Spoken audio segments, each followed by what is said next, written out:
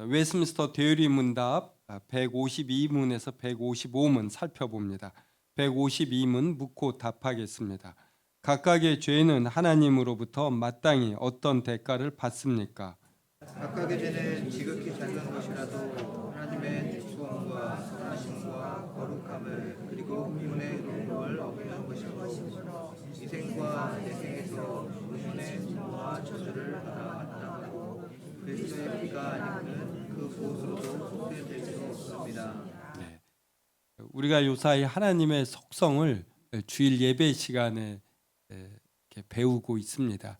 하나님은 영원하시고 스스로 존재하시고 이러한 것은 하나님의 어떤 절대성에 보다 속하죠. 그리고 오늘은 궁휼하심 살펴보았는데 하나님의 어떤 도덕적인 면입니다.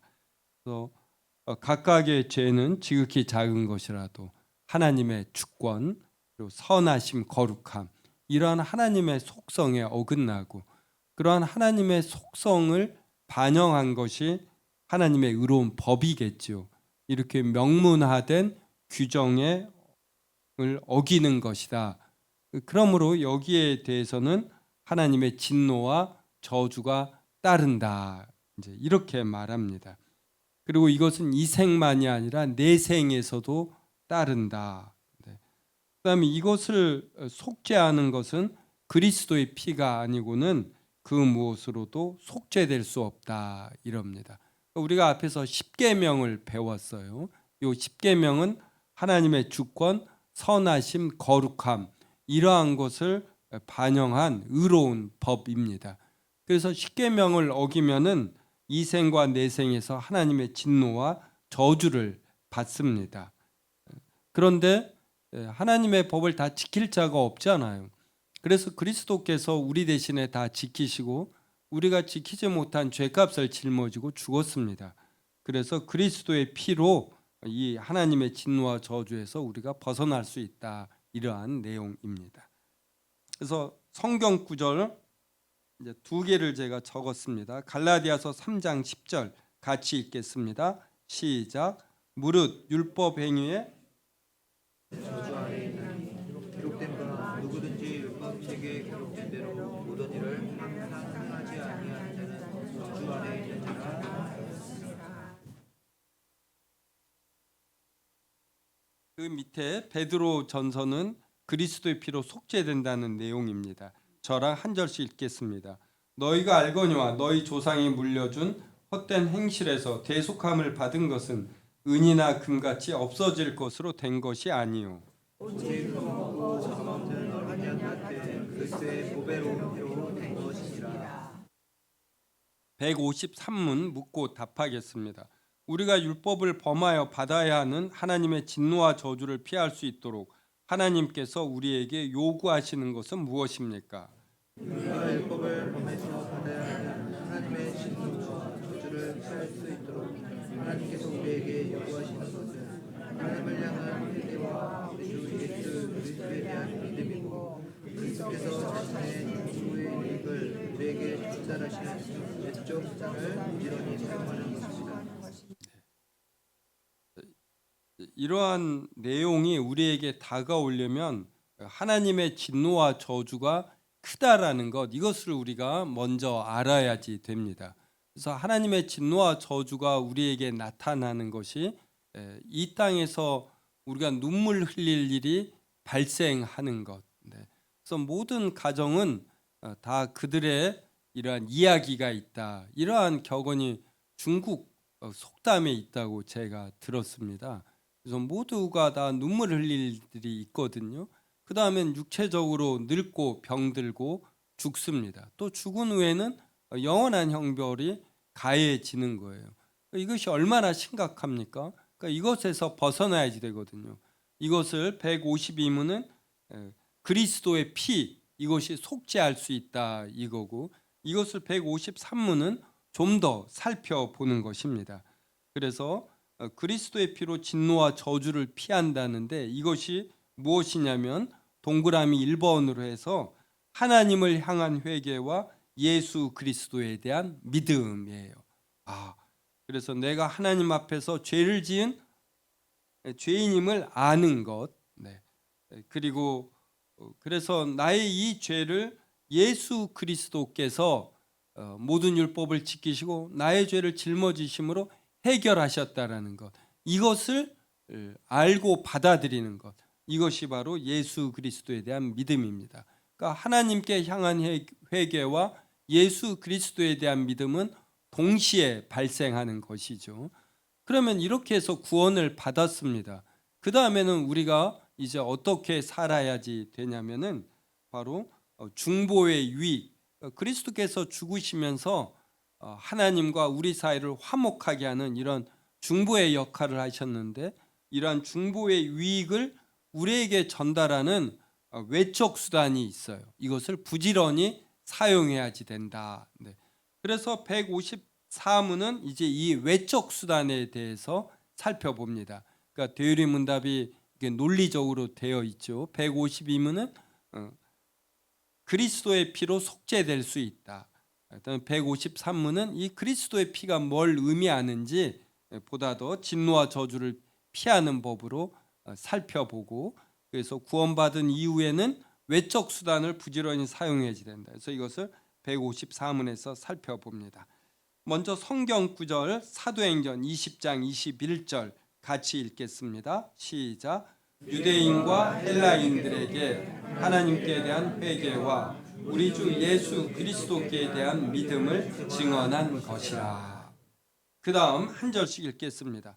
요한이 많은 바리새인들과 사두개인들이 세례 베푸는 대로 오는 것을 보고 이르되, 독사의 자식들아, 누가 너희를 가르쳐 임박한 진노를 피하라 하더냐.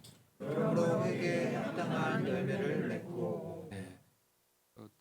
말로만 예수 그리스도를 믿는다면 안 되고 회개에 합당한 열매가 있어야지 되고, 그때 예수 그리스도에 대한 진정한 믿음임을 알 수가 있습니다. 153은 묻고 답하겠습니다. 그리스도께서 자신의 중보의 유익을 우리에게 전하시는 외적 수단은 무엇입니까? 그리스도께서 자신의 중보의 유익을 우리에게 전하시는 외적이며 통상적인 수단은 그분의 모든 규례인데, 특별히 말씀, 성례, 기도입니다. 이것들은 모두 선택된 자들의 구원에 합당합니다. 제가 발음은 나쁘지만 영어 한번 읽어 볼게요. The outward and ordinary means whereby Christ communicates to his church the benefits of his mediation are all his ordinances, especially the word, sacraments, and prayer, all which are made effectual to the elect for their salvation. 네, 우리 화면으로는 굵은 글자로 표현되지 않았는데, 나누어진 유인물에는 경고딕으로 된 영어 단어 세 단어가 있죠. 네, 이게 all his ordinance입니다. 이걸 왜 해놨냐면 우리처럼 이제 이러한 것을 공부하는 교회를 장로교 또 개혁주의라고 합니다. 근데 개혁주의를 제대로 잘 모르면은 이렇게 옳고 그름에 너무 빠지고 날이 서 있어요. 근데 이분들이 놓치는 것들의 하나가 바로 이 세 글자 all his ordinance예요. 그래서 이것을 강조하고자 한 겁니다.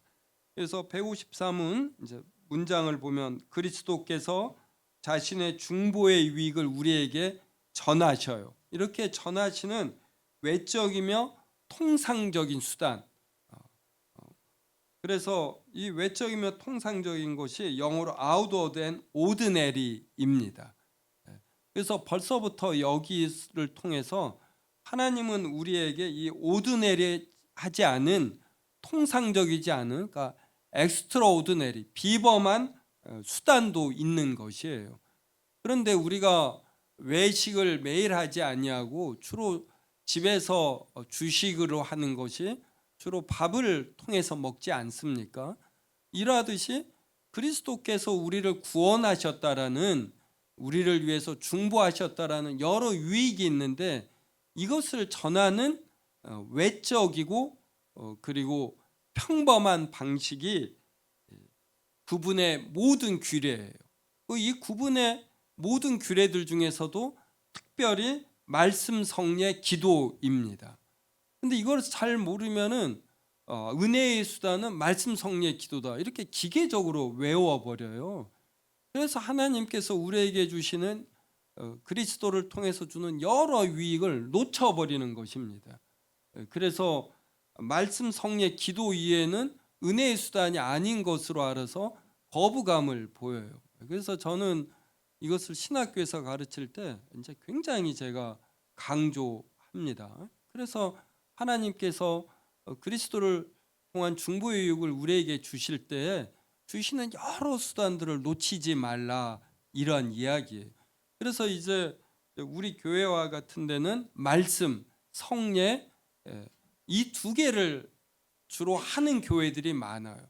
이제 거기에 일부가 기도를 덧붙입니다. 그럴 때 이 기도를 할 때에도 이런 말씀을 깨닫는 식의 좀 경건하고 조용한 기도가 이제 주를 이루죠. 그런데 굵은 글씨로 된 구분의 모든 규례다 이걸 꼭 알아야지 되고 그 다음에 외적이며 통상적이라는 이것을 알아야지 돼요. 그래서 내적이며 특별한 수단이 있는 것이에요. 그래서 모든 이러한 은혜의 수단은 성령께서 하시지 않으면 의미가 없는 것입니다. 제가 이번에 이제 감기에 걸렸는데 이건 뭐 별로 심한 것도 아니에요. 근데 감기만 걸려도 겸손해져요. 밥맛이 없더라고요. 제가 먹는 걸 얼마나 좋아합니까? 야, 이렇게 병에 걸리면 밥맛이 없구나. 그리고 뭐 이렇게 움직이고 싶은 마음도 없고 잠 많이 자고 싶고 이러거든요. 그러니까 성도님들이 허리가 아프다 이래서 저에게 부탁하는 기도 제목이 더 와닿는 거예요. 몸이 아프신 분들. 이렇게 사람은 병, 고난을 통해서 큰 은혜를 받습니다. 또 저는 이렇게 청소할 때 또 저만이 아니라 여러 성도들이 오늘 또 보니까 제2전도에 굉장히 일찍 오셨더라고요. 그래서 놀래서 왜 오셨냐 그랬더니 청소하러 왔대요. 오늘 3층 아마 깨끗할 겁니다. 이분들이 청소하러 와서 힘들지만은 않았을 거예요. 봉사하면서 기쁨이 있는 것이거든요. 그래서 사람은 이렇게 봉사를 통해서 그 다음에 점심 먹고 나서 나누는 교제, 점심 먹 얼마나 이게 또 즐겁습니까? 그러니까 하나님께서는 이렇게 우리의 고난까지도 하나님의 특별한 은혜의 수단으로 사용하시고 그리고 교회 봉사, 교제, 또 찬양 이런 게 이렇게 다양하게 있어요. 근데 이러한 모든 것들이 결국은 말씀을 깨닫고 보이는 말씀인 성례를 깨닫고 그리고 이 말씀에 따라 기도하는 것이거든요. 이러한 기도를 통해서 깨닫지 않으면은 일반 동호회도 교제가 있고 동호회 회원들도 얼마나 섬기는지 모릅니다. 그냥 이러한 일반 은총 수준에 머물러 버리는 거예요. 그래서 가장 핵심이 되는 것은 말씀, 성례, 기도이다 이러는 겁니다. 그래서 우리 세움교회는 말씀, 성례, 기도를 강조합니다. 그러면서 동시에 하나님이 주시는 다양한 은혜의 수단을 우리는 받아들입니다. 그래서 어떤 교회 봉사, 교제, 찬양 이러한 것을 다 합니다. 그래서 페이지를 넘겨보면 외적이며 통상적인 수단은 모든 규례이다. 이걸 꼭 아셔야지 돼요. 그런데 특히 말씀과 성례와 기도이다. 근거 성경 구절이 153호는 딱 두 개예요. 마태복음 18장, 사도행전 2장입니다. 마태복음 28장 한 절씩 읽겠습니다. 그러므로 너희는 가서 모든 민족을 제자로 삼아 아버지와 아들과 성령의 이름으로 세례를 베풀고 내가 너에게 분부한 모든 것을 가르쳐 지키게 하라. 볼지어다 내가 세상 끝날까지 너희와 항상 함께 있으리라 하시니라. 여기서 아버지 아들과 성령의 이름으로 세례를 베풀고 이게 바로 성례예요. 그래서 단순히 세례를 베푸는 이것만이 아니라 세례에 담긴 의미까지 다 전달하는 거잖아요. 이럴 때 이게 우리에게 은혜의 수단이 되는 것입니다. 그 다음에 내가 너에게 분부한 모든 것을 가르쳐 지키게 하라. 이게 바로 말씀인 것이에요. 그래서 이제 이런 성경 공부가 세움교회 설교와 되유리 문답 이런 식의 성경 공부가 있습니다. 그 다음 한 절씩 있습니다. 그들이 사도의 가르침을 받아 서로 교제하고 떡을 떼며 오로지 기도하기를 힘쓰니다. 날마다 마음을 같이하여 성전에 모이기를 힘쓰며 집에서 떡을 떼며 기쁨과 순전한 마음으로 집을 먹고 같이 읽습니다. 하나님을 찬미하며 또 온 백성에게 칭송을 받으니 주께서 구원받는 사람을 날마다 더하게 하시니라. 자, 사도의 가르침을 받았어요. 그래서 서로 교제하는 것, 떡을 떼며 오로지 기도하기를 힘쓰는 것. 그러니까 교제고 떡을 떼며가 이렇게 성찬이라는 이야기도 있고 또 이렇게 식사 교제이다 이게 있어요. 여하간에 교제하는 것, 식사하며 교제하는 것 혹은 성찬, 그 다음에 기도하는 것, 그 다음에 마음을 같이하여 성전에 모이기를 힘쓰는 것. 네. 보면은 교회에서도 자주 교회 모임에 참여하는 분들이 은혜가 큽니다. 그래서 성전에 모이기를 힘쓰는 것, 네, 이것이 또 은혜의 수단이 되는 것이에요.